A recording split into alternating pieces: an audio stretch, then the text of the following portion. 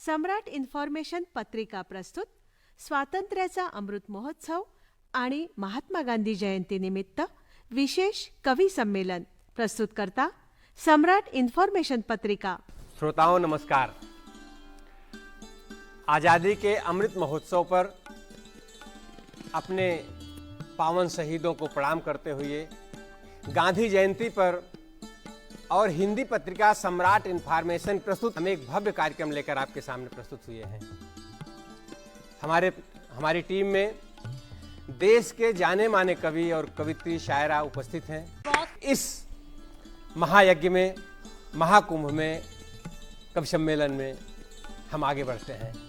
हमारे बीच में एक ऐसा व्यक्तित्व है जिसे आपने बरसों तक आकाशवाणी के माध्यम से सुना है। इनकी लिखी हुई रचना, इनके लिखे हुए लेख महाराष्ट्र शिक्षा बोर्ड में 12वीं कक्षा में पढ़ाए जाते हैं। तमाम किताबों इन्होंने लिखा है। हमारे आनंद जी ऐसे हैं जो परिवार और पर्यावरण पर लिखते हैं। क्या बात है। दो पंक्तियां देना चाहूंगा कि तीर रखते हैं, कमान रखते हैं, बुलंद हौसलों की जुबान रखते हैं। आप रखते हो अपने दिल में अपनी बातें, आनंद सिंह अपने दिल में पूरा हिंदुस्तान रखते हैं। एक बार जोरदार तालियां आनंद सिंह। साथियों को प्रणाम करता हूं। देश अमृत महोत्सव मना रहा है, आज़ादी का पर्व। लोग अपनी शहादत से हमें बड़ी कीमती आज़ादी सौंप दी है, लेकिन इसके बाद का हिंदुस्तान क्या होगा? बीते कल से क्या होता है, हमें नया स्वप्न संजोना है। नई सुबह के इंतजार में एक सूरज नया उगाना है, जिसकी किरणों की बारिश में मंजर सारा बदलेगा। हर आंगन में हो ऐसा उजियारा जैसे सोना पिघला हो। जिस धरती का हर कण मोती, खेतों में हंसती हरियाली हो। गले गलों से मिलते हो, हर चेहरा प्रेम कहानी हो। कोयल सी मीठी बोली हो, हर दिल का गान सुनाती हो। धुली धुली सी सड़कें हो, सागर नदियों का पानी भी स्वच्छ गगन सा नीला हो।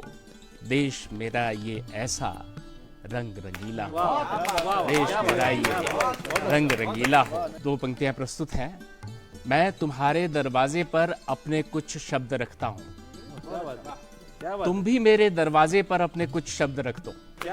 दरवाजे से दरवाजे तक एक पुल बन जाएगा, संवाद चलता रहेगा, भाषा जिंदा रहेगी आने वाली सभ्यताओं तक। मेरे कॉलेज के प्रांगण में विशाल बरगद जो अपना इतिहास समेटे हुए था, लेकिन अब वो बरगद नहीं रहा। बस वही वेदना मैं आपके सामने प्रस्तुत करना चाहता हूँ। मेरे कॉलेज के प्रांगण में कभी हुआ करता था एक बरगद, वह बूढ़ा बरगद।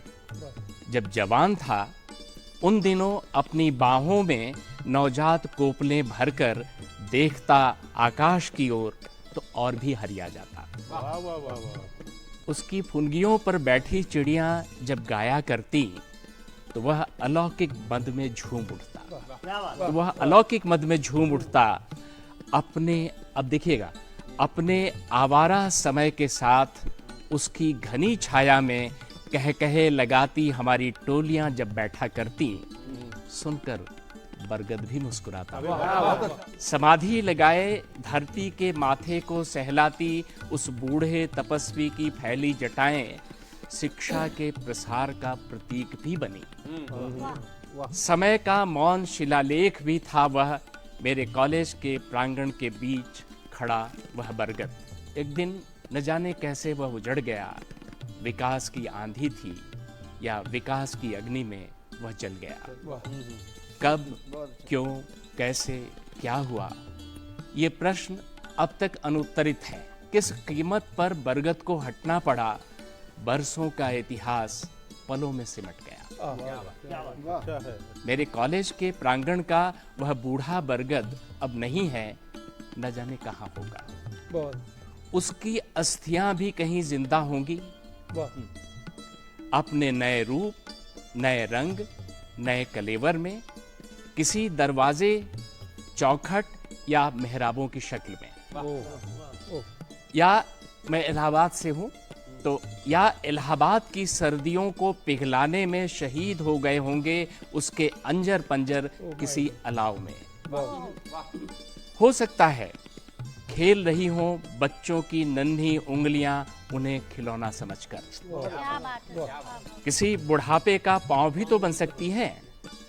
आशंका है किसी उन्मादी के हाथों ने इन्हें हिंसक न बना दिया, या किसी पेट की आग बुझाने के लिए पूरे उमंग के साथ अपने को जलने दिया होगा चूल्हे में, या फिर किसी देह को पंच तत्व में विलीन करती स्वयं भस्म हो गई हो। ब्यूटीफुल, बहुत बढ़िया, बहुत बढ़िया। न जाने कहाँ होगा वह, लेकिन हमारी यादों में आज भी जिंदा है।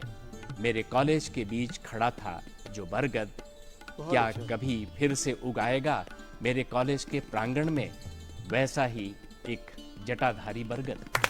बहुत बहुत बहुत धन्यवाद, बहुत बेहतरीन कविता।